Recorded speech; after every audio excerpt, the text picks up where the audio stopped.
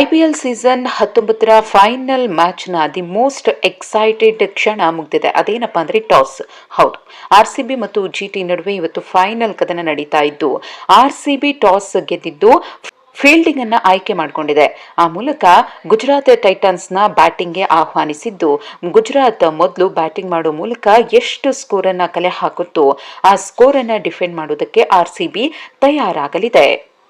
ಇನ್ನು ಆರ್ಸಿಬಿಯಲ್ಲಿ ಬಲಿಷ್ಠ ಬೌಲರ್ಗಳ ದಂಡೆ ಇದ್ದು, ಗುಜರಾತ್ ಟೈಟನ್ಸ್ ತಂಡದ ಬ್ಯಾಟರ್ಸ್ ಅನ್ನು ಯಾವ ರೀತಿ ಕಟ್ಟಿ ಹಾಕ್ತಾರೆ ಅನ್ನೋ ಕುತೂಹಲ ಇದೆ.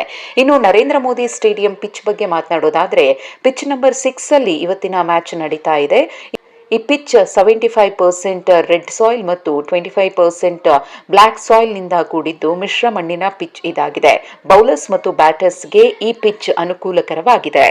ಇನ್ನು ಈ ಸ್ಟೇಡಿಯಂ ದೊಡ್ಡದಾಗಿರೋದ್ರಿಂದ ಬೌಂಡ್ರಿ ಮತ್ತು ಸಿಕ್ಸರ್ಗಳ ಸುರಿಮಳೆನೇ ಆಗುತ್ತೆ. ಈ ಟೂರ್ನಿಯಲ್ಲಿ ಈ ಪಿಚ್ನ ಸರಾಸರಿ ಮೊದಲ ಇನ್ನಿಂಗ್ಸ್ ಮೊತ್ತ 193. ಇವತ್ತು ಗುಜರಾತ್ ತನ್ನ ತವರ್ನಲ್ಲಿ ಅದೆಷ್ಟು ಸ್ಕೋರ್ ಅನ್ನ ಕಲೆ ಹಾಕುತ್ತೆ ಅನ್ನೋ ಕುತೂಹಲ ಅಭಿಮಾನಿಗಳಲ್ಲಿ ಮನೆ ಮಾಡಿದೆ. ಆದರೆ ಆರ್ಸಿಬಿ ಫ್ಯಾನ್ಸ್ ಅಂತೂ ಗುಜರಾತ್ ಎಷ್ಟೇ ಸ್ಕೋರ್ ಮಾಡಿದ್ರು ಅದನ್ನ ರೀಚ್ ಮಾಡಿ ಕಪ್ಪನ್ನ ಗೆದ್ದೇ ಗೆಲ್ಲುತ್ತೆ ಅನ್ನೋ ವಿಶ್ವಾಸದಲ್ಲಿದ್ದಾರೆ.